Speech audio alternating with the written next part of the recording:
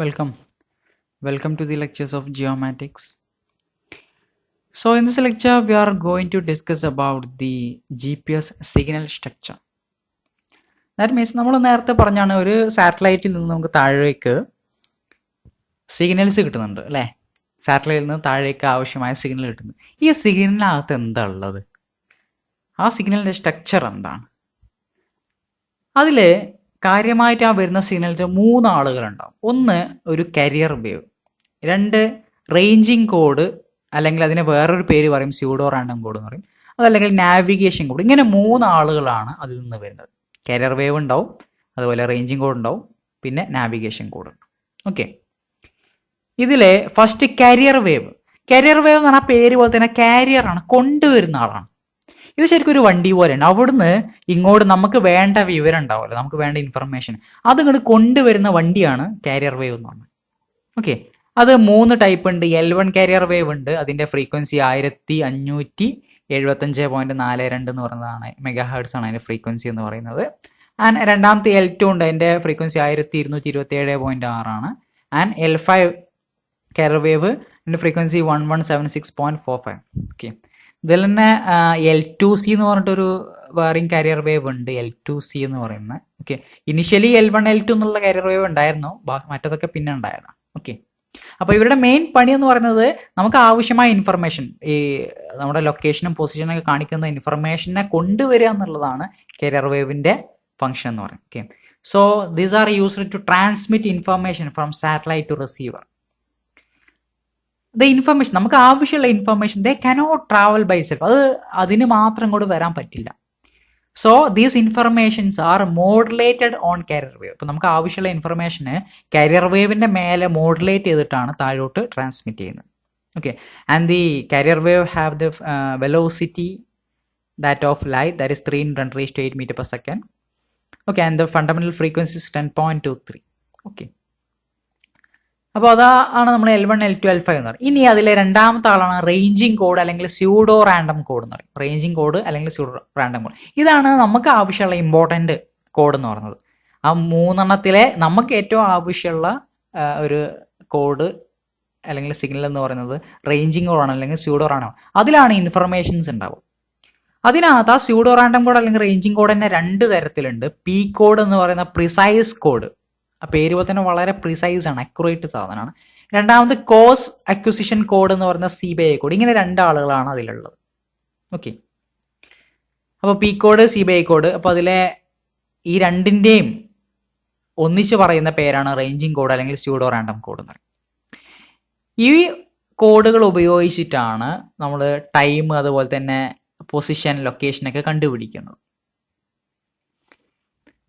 And ഇതിൻ്റെ ഈ ഒരു പി കോഡും ആൻഡ് സി കോഡും അത് അവിടെ നിന്ന് സാറ്റലൈറ്റിൽ നിന്ന് താഴോട്ട് ട്രാൻസ്മിറ്റ്, അതിൻ്റെ ഡിസ്റ്റൻസ് ഉപയോഗിച്ചിട്ടാണ് പൊസിഷൻസ്, ലൊക്കേഷനൊക്കെ നമ്മൾ കണ്ടുപിടിക്കുന്നത്. ഓക്കെ, അതിൽ ആദ്യത്തത് പി കോഡ്, അതിൻ്റെ പേര് പോലെ തന്നെ അത് പ്രിസൈസ് കോഡാണ്, അക്യുറേറ്റ് കോഡാണ്.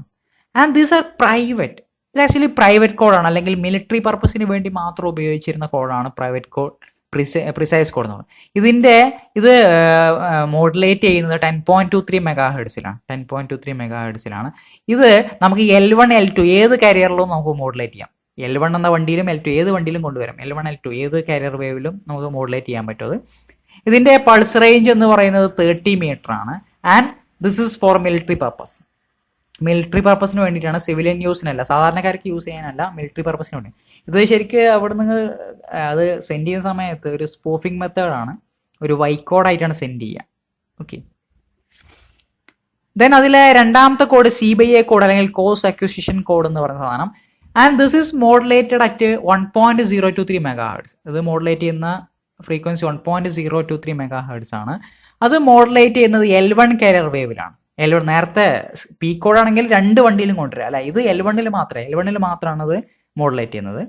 And this not so much accurate, അത്ര അക്യുറേറ്റ് അല്ല, പി കോഡിന്റെ അത്രയും അക്യുറേറ്റ് അല്ല. ആൻഡ് ഇതിന്റെ പൾസ് ഇന്റർവെൽ എന്ന് പറയുന്നത് 300 മീറ്റർ ആണ്. 300 മീറ്റർ പൾസ് ഇന്റർവെൽ ആണ്. നേരത്തെ നമ്മൾ പി കോഡിന്റെ കേസിലെ പി കോഡിലെ പൾസ് ഇന്റർവെൽ എന്ന് പറയുന്നത് 30 മീറ്റർ ആയിരുന്നു അല്ലേ. ഇവിടെ ഇതിന്റെ പൾസ് ഇന്റർവെല് 300 മീറ്റർ ആണ്. And this is for civilian use. ഇത് സിവിലിയൻ യൂസിന് നമുക്ക് യൂസ് ചെയ്യാൻ പറ്റുന്ന കോഡാണ്. ഓക്കെ, ഇനി അതിലെ last signal structure, signal component ആണ് നാവിഗേഷൻ കോഡ് എന്ന് പറയും. നാവിഗേഷൻ കോഡിനകത്ത് it contains the information about the orbital position. ഈ സാറ്റലൈറ്റിന്റെ ഓർബിറ്റൽ ഡാറ്റാസ്, ആ സാറ്റലൈറ്റിന്റെ ക്ലോക്ക് ഇൻഫർമേഷൻസ്, ഇതുപോലുള്ള ഡാറ്റാസ് ഒക്കെയാണ് ഈ നാവിഗേഷൻ കോഡിനകത്ത് ഉണ്ടാവും. And it also contain the general system status, general status of the satellite and also the health status of the satellite, whether it is okay, അതിന്റെ working okay ആണോ, അതിന്റെ status, health issue ഒക്കെ എല്ലാം ഉണ്ടോ, അതിലെന്തെങ്കിലും okay അല്ലാത്തതുണ്ടോ, ഇങ്ങനെയുള്ള കാര്യങ്ങളൊക്കെ അതിനകത്തുണ്ടാവും. And also satellite clock corrections, satellite ക്ലോക്കിന്റെ ഡീറ്റെയിൽസും അതിന്റെ കറക്ഷൻ ഡീറ്റെയിൽസും ഒക്കെ ഉണ്ടാവും. Okay, and also the details about the medium through which it is travelling, അത് ട്രാവൽ ചെയ്യുന്ന അറ്റ്മോസ്ഫിയറിന്റെ ഡാറ്റാസും അതിനകത്ത്. ഇത്രയും കാര്യങ്ങളാണ് നാവിഗേഷൻ കോഡിനകത്ത് ഉണ്ടാവും.